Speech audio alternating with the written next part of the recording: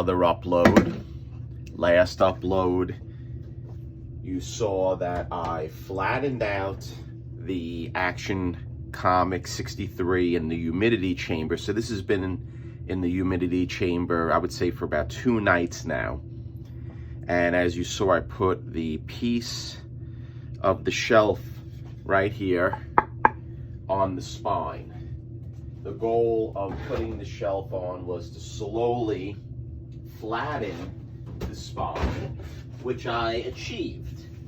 So I'm happy with the way it turned out, the way it flattened out without destroying or ripping the bottom piece of the spine that is connected. So we're at a crossroads now with this book, because whether I do Tengojo or leaf casting, I'm leaning towards maybe just leaf casting the spine, because it's going to be a conserved book. We all know that because I'm marrying the page. If it was a complete inside of the interior, maybe I wouldn't leaf cast it.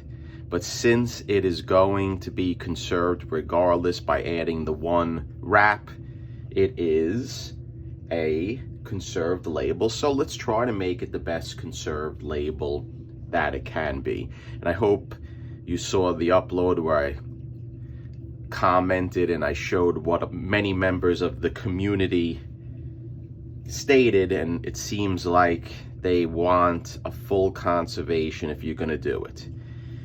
Now I'm on the fence. What should I do in relation to cleaning the cover? Usually I like to wet clean. I take that back. I like to dry clean a cover before I do any type of wet cleaning. But with this cover, I think I'm gonna go directly to a wet cleaning, and we're gonna do a simple wet cleaning, a wet cleaning that is not super aggressive. What does that mean? I'm just going to do a water and Palmolive soap cleaning. We're gonna soak it, and then we're gonna press it flat with my big Bertha. And you'll see how I'm gonna do it shortly. So let's take it out. We always use Reme to move things around when we're dealing with the comics. This is my leaf casting grid. We don't need this. I'm gonna take that out. But what I wanna do is I wanna create my solution. That's a piece of paper pulp. Let's take that out. So let me get rid of this water, guys. I'll be right back. Okay, I'm back. There were some creepy crawlers in the tub because I do keep all this stuff in my basement. And if anyone who has basements knows, creepy crawlers like to get in. So we're gonna do a little Palmolive, just like that. It's not an exact science with how much I put in, 1, 2, 3 sometimes, but one thing I'm changing is I'm adding the soap to the water. In the past, I would put the soap in and then put the water. And the reason why I am changing it, because in a few books I experienced, and I think this occurred, that there was some color lift in little flakings. And what that means is, and this is one of the problems with using hydrogen peroxide on covers, because when you put the hydrogen peroxide on the cover, anyone who uses hydrogen peroxide knows that it bubbles, and the oxygen, I believe it's the oxygen, comes up. I'm not a scientist. I'm sure there'll be some people who will comment and show their resume that they're scientists and I'm saying it wrong, but whatever. So once the gases, let's say that the gases are released from the hydrogen peroxide, sometimes it lifts pieces of the ink from the cover. And I feel that maybe the same thing happens with the suds, the soap of the water and soap mixture. So why are we going to run the risk of doing that? So now what I do is I tend to put the water in first and then the soap. There are still bubbles, but what are we going to do about that? Now what I want to do is I'm going to put the cover in, and we're going to soak this. And then hopefully before we, let's look at it for a second before we soak it, because there may be some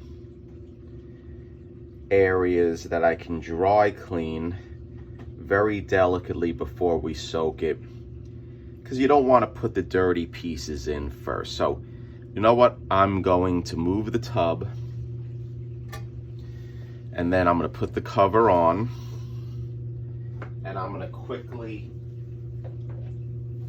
go over the cover with my eraser. And we're going to be very delicate when doing it.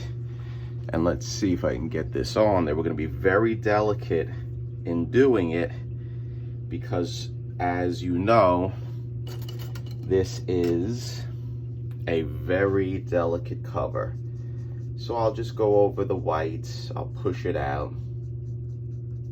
Matter of fact, let's remove the Rimet. And you have to be careful when you're sliding books on Rimet or pulling Rimet off, because Rimet does catch.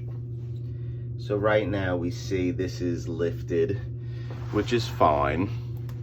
But let me do a quick dry cleaning on the cover to get the dirt off, or at least portions of the dirt. And it actually looks pretty clean, where not a lot is coming off. And I'm going to revert back to what I did original. And the reason why I'm going to revert back is because this cover, believe it or not, is pretty clean. There's not a lot of surface dirt on it. And I don't want to run risk of damaging the cover more by being aggressive or even delicate with the eraser. I think that this is a better situation doing it Aqueous style. So again, you must be looking at me, a lot of guys going, this guy's effing crazy. Make up your mind. What are you doing? Well, it's not an exact science.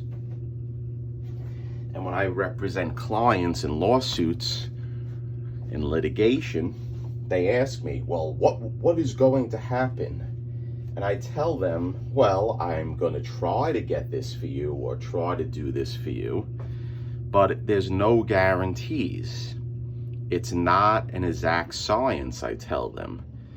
And the same, in my opinion, can be said in relation to doing this stuff. There is a science that you can follow with steps and what you want to do, but it's not exact. You can change it, you alter it, and that's what I do. I'll start a path, and then I'll say I don't like that path, and then we'll switch it around.